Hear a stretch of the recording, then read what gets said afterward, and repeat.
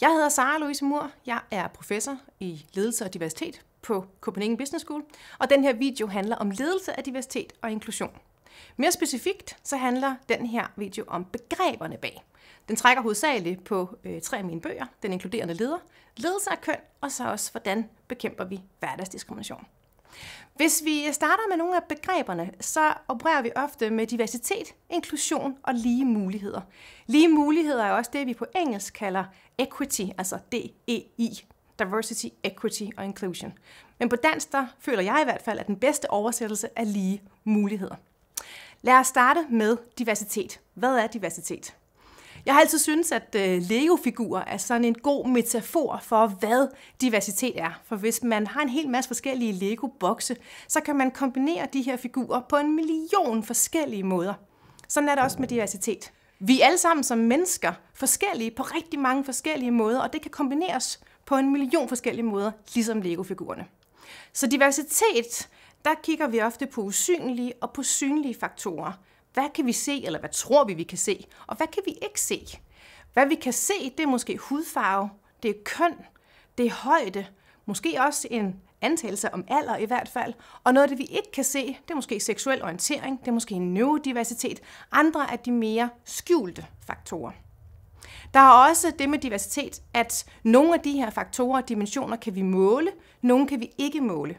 I en dansk kontekst er det faktisk ret komplekst, fordi noget af det eneste, vi kan måle, og som vi har målt i mange år, det er køn og det binære køn.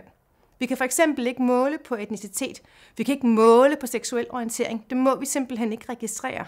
Det giver nogle gange nogle begrænsninger i forhold til at arbejde med diversitet. Så en af de rigtig vigtige ting med Lego-figur-metaforen, det er det her med at huske på, hvordan diversitet er meget mere end bare en enkelt dimension, som vi kan se. For at arbejde lidt mere komplekst med diversitet, så bliver vi nemlig nødt til at kigge på inklusion. Og når vi taler om inklusion, så bruger jeg ret tit et framework, som er udviklet af Shaw et al. Og det har 2 dimensioner. Den ene dimension, det handler om at føle sig unik. Føler jeg, at min unikhed er værdsat i den organisation, som jeg arbejder i. Den anden, det er en følelse af tilknytning. Og det vil sige, har jeg en følelsesmæssigt tilknytning til organisationen, kan jeg godt lide at være der, har jeg venner, kan jeg godt lide det sociale engagement i organisationen. Rigtig ofte, når vi i en dansk sammenhæng taler om inklusion, så er det faktisk slet ikke inklusion, vi taler om, hvis vi tager det her framework i betragtning. Så er det ofte enten differentiering eller assimilering. Så lad mig gå igennem det her framework, som I kan se. Så hvis vi for eksempel har en stor tilknytning til organisationen, men der ikke er plads til forskellighed. Man kan sådan lidt sige, hvis man ikke kan lide lugten i bageriet, så må man smutte, eller du må bare passe ind. Det er ikke inklusion, det er assimilering. Assimilering kan både ske på den måde, vi ansætter, den måde, vi rekrutterer, den måde, vi søger bestemte individer, der passer ind eller fitter ind i kulturen. Men det kan også ske over tid.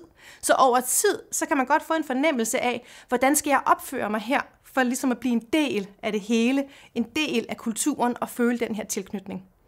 Det er igen assimilering, det er ikke inklusion. På den anden side har vi også differentiering rigtig ofte. Og det er det her med, at der er faktisk plads til forskellighed i organisationen. Vi har masser af forskellighed. Men de bliver ligesom sådan grupperet i små subkulturer rundt omkring. Det er heller ikke inklusion. Fordi vi får ikke udnyttet diversiteten, vi får ikke samspil imellem diversiteten, hvis det er, at vi ligesom kommer ind i de her små subkulturer. Så rigtig ofte, så er det enten differentiering eller assimilering, som vi taler om. Inklusion er nemlig, når der både er plads til forskellighed, og man har en tilknytning til det store hele. Og det er vanvittigt svært, for det kræver konstant arbejde.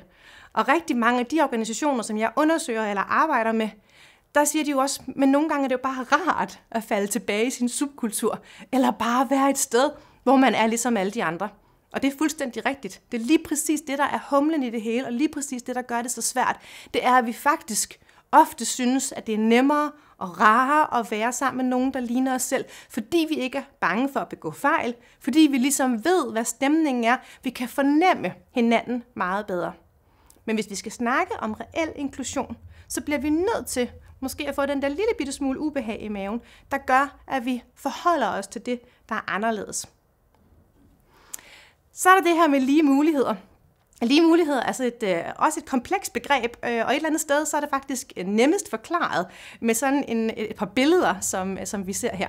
Og det er billeder af nogen, der ser en fodboldkamp. Og på det første billede, det er det, som vi ofte vil kalde lighed.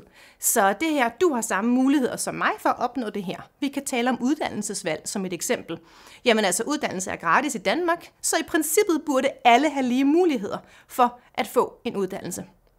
Men så kan det jo godt være, at der er nogen, der kommer fra nogle steder, hvor at uddannelse ikke sker sig i gåseøjne naturligt, eller hvor uddannelsesvalg er afhængig af en situation i lokalområdet, eller også afhængig af ens neurodiversitet, altså hvis man har en diagnose af en eller anden slags, eller hvis det er, at man har nogle andre omstændigheder, der gør, at uddannelse er mere eller mindre tilgængeligt for en.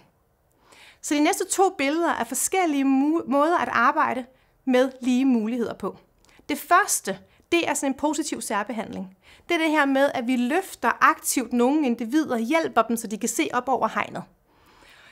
Men den sidste, som jeg arbejder rigtig meget med, det handler mere om, at vi kigger på det strukturelt, og vi kigger på det kulturelt, og vi ligesom stiller os selv spørgsmålet. Hvad er hegnet i vores organisation? Hvad er hegnet i vores organisation, som gør, at det er nemmere for nogen, og ikke for andre, at blive ansat, og at blive forfremmet til lederstillinger? Så det er virkelig vigtigt det her, hvis vi arbejder med equity, med lige muligheder, så kan vi selvfølgelig, og det kan være meget nødvendigt nogle gange, løfte individer, men det er mere langsigtet at kigge på, hvad er det egentlig talt, hegnet består af. Noget af det, der også er rigtig vigtigt, hvis det er, at man skal arbejde med lige muligheder, med inklusion og med diversitet, det er, at vi skal stille os selv spørgsmålet, hvorfor? Hvorfor er det, at vi gør det her? Hvad er det med diversitet, inklusion og lige muligheder, som gør det et grundlæggende og et vigtigt element af god ledelse? Der arbejder jeg med 4 forskellige formål, altså værdidrevne formål, som ligesom får os lidt væk fra business casen, eller den klassiske business case, hvor vi måler på, om en kvinde mere i en bestyrelse giver et større afkast, etc. Så for det første, så ved vi, at diversitet og inklusion og lige muligheder, hvis vi arbejder med det i organisationen, det understøtter kreativitet og innovation. Det ved vi fra beslutningsteori. Det er et grundlæggende faktum, at hvis vi har forskellige synspunkter og et inkluderende miljø, så har vi bedre beslutninger. Hvis vi ligner hinanden for meget, så er der ikke nogen, der rækker hånden op og siger, undskyld, hvorfor er det, at vi ikke ser på det på den her måde? Hvis vi ikke har et inkluderende miljø, så er der heller ikke nogen, der gør det, fordi så tør man ikke. Så diversitet og inklusion fremmer kreativitet, innovation og beslutningsprocesser i organisationen. Det er et faktum. Vi ved også, at det handler om at skulle afspejle demografien i samfundet. Og der er ligesom 2 måder, det er vigtigt. For det første, så er der noget moralsk og noget socialt ansvarligt, som rigtig mange organisationer, både offentlige og private, går foran for ligesom at fremme. Og det er det her med, at det ser grimt ud, hvis vi er for ens i topledelsen for eksempel. Det ser også grimt ud, hvis det er, at vi sender et hold af konsulenter ud, der bare ser helt ens ud. Vi bliver nødt til på en eller anden måde at afspejle demografien i samfundet. Men et andet parameter, som jeg måske vil sige er endnu vigtigere, det er også det faktum, at vi ved, at den yngre generation kigger også på, hvad det er for en sammensætning, der er i organisationen, inden de vælger, hvor de vil arbejde. Og vi går imod en situation lige nu, hvor det er, at vi faktisk desperat mangler talent i rigtig mange organisationer. Så hvis vi vil tiltrække talent og mangfoldigt talent, bliver vi nødt til også at kigge på, hvordan det er, at vi er komponeret. Den tredje parameter, det har noget at gøre med, at medarbejderne skal have det godt. Og det vil vi vel et eller andet sted alle sammen rigtig gerne have. Det vil sige, at det handler om medarbejdertrivsel. Vi ved simpelthen fra forskningen, at de organisationer, som beskæftiger sig med diversitet, inklusion og lige muligheder, jamen der er bare større medarbejdertrivsel. Og hvis vi skal tage sådan et lille bitte smule mere businessperspektiv på, jamen så ved vi også, at medarbejdere, der har det godt, de performer bedre. Og det sidste, det handler om at være en kundecentret organisation. Og det har noget at gøre med, at vores kunder efterhånden faktisk også vælger, hvem de vil samarbejde med, hvem de vil købe produkter fra, ud fra, hvordan det er, at virksomheden er komponeret. Det er både private kunder, og det er også erhvervskunder.